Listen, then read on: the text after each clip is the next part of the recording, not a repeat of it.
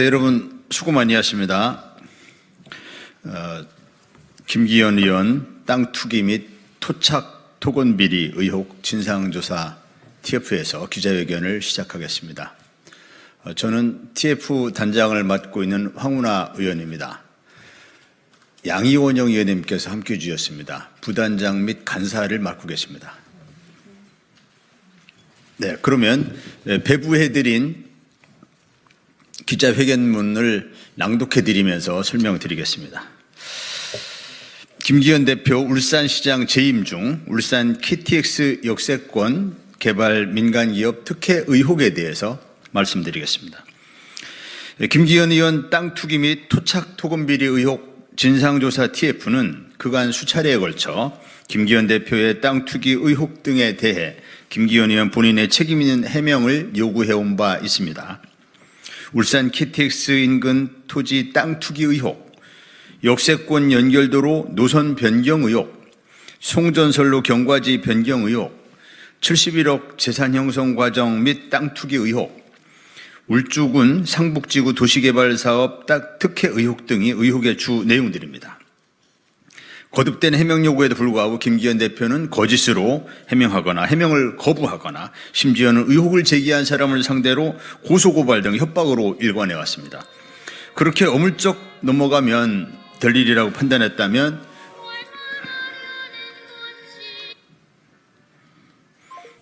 그야말로 오판입니다. 더구나 이제 집권여당의 대표가 되었기에 김기현 대표의 도덕성에 대한 철저한 검증은 더욱더 절실한 문제가 되었습니다. 그러하기에 시중에는 김기현 대표를 향해 땅 대표, 투기현, 고소고발러라는 웃지 못할 조롱이 회자되고 있는 상황입니다. 알고 보면 땅 투기뿐만이 아닙니다. 대기업과의 정경유착 의혹도 있습니다. 지난 2012년 울산 지역 사업가 이모 씨가 김기현 대표 측근에게 석유화학공단에 신축하는 모 대기업 공장이 전기를 공급받는 인가를 받을 수 있도록 관련 상임위 간사인 김기현 의원이 힘써달라는 모 대기업의 청탁을 전달한 사실이 있고 애초 불가로 결론 났던 이 민원은 인가로 변경되어 결국 청탁은 해결되었고 모 대기업은 수천억 원에 상당하는 이익을 얻게 되었습니다. 청탁이 해결된 대가는 불법 정치자금 제공과 급여를 빙자한 금품 제공이었습니다. 김기현 의원의 측근으로부터 불법 정치자금 제공 요구를 받은 사업가 이모 씨는 모 대기업에 이 같은 요구사항을 전달하였고 모 대기업은 당신이 우선 해결하라고 하여 사업가 이모 씨는 김기현 의원의 측근에게 수천만 원의 금품 제공과 함께 2,500만 원의 불법 정치자금을 본인과 직원 7명의 이름으로 나누어 제공한 바 있습니다. 그러나 이후 모 대기업과 김기현 의원 측으로부터 별다른 대가를 얻어내지 못한 사업가 이모 씨는 자신은 억울하게 이용만 당하고 결국 손해만 보게 되었다며 자해를 기도하는 상황에 이르렀습니다. 자해 기도에 따라 관련 의혹에 대해 경찰 수사가 착수되자 또 다른 김기현 의원의 인척이 도피자금 제공과 함께 시장 선거가 끝날 때까지 숨어 있으라며 범인 도피를 시도하여 관련자들에게 유죄 판결이 확정되기도 하였습니다. 그러나 대기업의 민원을 해결해 준 대가로 불법 정치자금이 제공된 사실을 모를 리 없는 김기현 의원은 실무자들에게만 책임을 떠넘기며 법망을 교묘히 피해갔습니다. 대기업과의 부적절한 유착 의혹이 이것뿐이 아닙니다. 김기현 대표가 울산시장 재임 중 승인한 KTX 역세권 개발 2단계 사업 의혹입니다. 특정 기업에 대한 특혜 의혹입니다. 오늘의 기자회견은 이 내용을 중심으로 말씀드리겠습니다. 지금 양이원영 의원님께서 들고 계신 판넬에서 보시는 바와 같이 이 KTX 역세권 개발 사업은 1단계와 2단계로 나누어서 진행됐습니다. 그래서 이제 1단계는 수용 방식이고 2단계는 환지 방식으로 진행된 것입니다. 이 부분이 핵심이라고 볼 수 있겠습니다. 이 부분에 대해서 지금부터 말씀드리겠습니다. 울산시는 KTX 역세권을 개발 사업 2단계로 나눠서 1단계는 2008년부터 2014년, 2단계는 2014년부터 2023년으로 도시개발 사업을 진행한 바 있습니다. 그런데 1단계 개발 사업과 달리 2단계 사업은 김기현 울산시장 재임 중 수용이 아닌 환지 방식으로 개발 사업을 확정했습니다. 앞서 진행된 1단계 사업에서 농지와 임야를 가진 개인 지주들에게 평당 50만 원에서 70만 원의 현금 보상이 이루어진 반면 2단계 사업은 환지 방식으로 진행됐기 때문에 KCC는 공장 부지를 주상복합용지로 돌려받게 되었습니다. 해당 주상복합용지를 같은 구역 내에서 매각된 토지를 바탕으로 가격을 환산하면 1,755억 원에 달합니다. 이를 평당 가격으로 환산하면 864만 원이 됩니다. 특정 대기업에게 10배가 훌쩍 넘는 보상이 이루어진 셈이어서 명백한 특혜가 아닐 수 없습니다. 1단계 수용 방식과 달리 2단계 환지 방식으로 특정 기업에게 유리하게 사업이 진행된 이유는 KCC가 2,500억 원의 보상비를 요구했는데 보상비 과다로 사업성이 크게 부족했기 때문이라고 합니다. 그런데 용역보고서에는 KCC 자료를 바탕으로 한 영업시설 보상은 217억 원으로 기재되어 있습니다. 이 보고서에 나오는 지작물 보상 136억 원, 영업손실 보상 61억 원을 모두 합쳐도 414억 원에 불과합니다. 즉 400억 상당이면 수용이 가능함에도 아무런 근거도 없이 2,500억 원 보상비를 이유로 환지 방식으로 개발 방식을 변경하여 특정 기업에게 1,700억 상당의 주상복합 용지를 제공받게 하고 울산시에게는 의 차익 상당의 손해가 발생하게 한 것입니다. 이 명백한 배임입니다. 그런데 KCC가 제출했다는 2,500억 원 설비 이전 비용 자료를 울산도시공사와 KCC 모두 보관하고 있지 않다고 합니다. 도시개발 사업 방식을 결정지은 핵심 자료를 양측은 모두 보관하고 있지 않은 것입니다. 이 때문에 설비 이전 비용 2,500억 원이 개발 방식을 환지 방식으로 바꾸기 위해 만들어낸 가공의 숫자는 아닌지 매우 의심스럽습니다.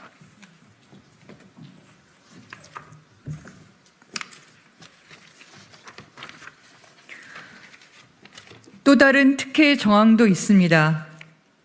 개발 방식 변경 자체뿐만 아니라 세부적인 환지 설계와 평가도 민간 기업인 KCC에게 유리하게 진행하여 특혜를 준 것으로 보이는 정황이 있습니다. 울산도시공사가 지난 2014년 9월 작성한 용역보고서는 환지 설계 방식을 두 가지로 나누어서 공사와 KCC가 받을 수 있는 환지 규모를 분석하였습니다. 기존의 소유한 땅의 가격을 기준으로 환지를 분배하는 평가식의 경우 KCC는 2만 1,921제곱미터의 환지를, 울산도시공사는 3,243제곱미터의 환지를 갖게 되고 면적에 따라 환지를 정하는 면적식으로 계산하면 KCC가 1만 9,354제곱미터, 울산도시공사는 4,648제곱미터의 환지를 갖게 됩니다. 이 때문에 보고서는 KCC는 평가식이 유리한 것으로 나타났으며 도시공사와 국공유지는 면적식이 유리한 것으로 나타났다고 밝혔습니다. 그런데 어떠한 이유인지 도시개발공사는 공사에게 유리한 면적식이 아닌 평가식으로 환지를 배분하기로 결정이 됐습니다. 여기에 표를 보시면 자세하게 나와 있습니다. 이뿐만 아니라 KCC가 최종적으로 가져간 환지는 더 커졌습니다. 양측 간 협상에 따라 애초보다 1만 제곱미터가 더 커진 3만 제곱미터의 주상복합 용지가 할당된 것입니다. 반면 도시공사는 처음 예상했던 것과 비슷한 3,507제곱미터의 일반 업무 용지를 받았습니다. 특정 기업에게 유리하게 환지가 배정됐음에도 울산도시공사는 이에 대해 설명을 하지 못하고 있습니다. 김기현 대표가 울산시장으로 재임 중 승인한 울산 KTX 역세권 2단계 개발 사업은 수용 방식이 아닌 환지 방식으로 면적식이 아닌 평가식으로 합리적인 이유 없이 1만 제곱미터의 환지를 추가 배분하는 방식으로 도시개발 사업을 진행해 민간 기업은 천문학적인 이익을 얻고 울산도시공사는 천문학적인 손해를 입었습니다. KTX 역세권 개발 사업의 최종 승인권자였던 김기현 대표는 당시 김기현 울산시장이죠. 위 과정에서 어떤 역할을 했는지 알면서도 묵인했는지 적극적으로 개입하여 민간 기업에게 특혜를 보상했는지 여부에 대해 명명백백하게 해명하시기 바랍니다. 더불어 검찰에게 묻겠습니다. 100% 민간 개발로 진행하려 했던 대장동 개발을 공공개발로 전환해서 5,503억 원을 개발업자로부터 환수했음에도 불구하고 더 많은 이익을 환수하지 못한 것이 업무상 배임이라고 우기며 지난 2년 동안 수백 명의 검찰 인력을 동원해 이재명 대표와 가족, 측근들을 상대로 먼지 털기식으로 무리한 수사를 진행한 검찰입니다. 김기현 여당 대표의 울산시장 재임 중 울산 KTX 역세권 2단계 개발 사업 진행 과정에서 특정 기업에게 수천억 원의 이익을 주고 울산도시공사에게는 수천억 원의 손실이 발생한 사건에 대해서도 똑같은 잣대와 똑같은 수사 방식으로 수사를 진행해야 법 앞에 평등이 아닌지 묻고 싶습니다. 살아있는 권력을 상대로 수사한다며 검찰권을 남용해오던 검찰입니다. 살아있는 권력인 여당 대표를 상대로 성역 없는 수사를 진행하는 결기를 보여주기 바랍니다. 내 편은 덮어주고 다른 편은 반드시 죽인다는 검찰을 향한 국민들의 불신을 털어내는 공정함을 보여주기 바랍니다. 2023년 3월 28일 김기현 의원 땅 투기 및 토착 토건 비리 의혹 진상조사 TF. 감사합니다. 여기에서 보면 마이크 쓰실까요? 마이크 쓰시고 설명을 하시죠. 제가 들어볼게요. 아까는 이제 1단계, 2단계 그 지도를 보고 설명을 드렸고, 지금은 이게 수용 방식에서 환지 방식으로 변경돼서 이게 어떻게 모 대기업에게 1,755억 원 상당의 주상복합용지가 제공되는 그 특혜가 제공되었는가를 이제 도표로 표시한 것입니다. 이게 용역보고서에 보면 414억 원이면은 이게 충분히 수용이 가능한 이런 땅에 대해서 결과적으로 1,755억 원의 주상복합용지를 제공하게 된 것이거든요. 엄청난 특혜가 된 것이죠. 이거 하고 그다음에 이제 이 환지 분배 방식을 평가식으로 했을 때와 면적식으로 했을 때, 평가식으로 하면 그 대기업에게, 요 KCC에게 엄청난 이익이 돌아가는데, 별다른 이유가 없이 이게 평가식으로 바꾼 것이죠.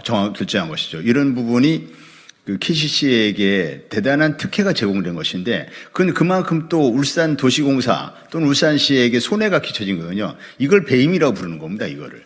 그래서 이거야말로 김기현 당시 울산시장의 명백한 배임이 아닐 수 없습니다. 이 부분에 대해서 이재명 대표의 대장동 의혹에 대해서 수사했듯이 똑같은 잣대, 똑같은 수사 방식으로 수사할 것을 촉구하는 바입니다.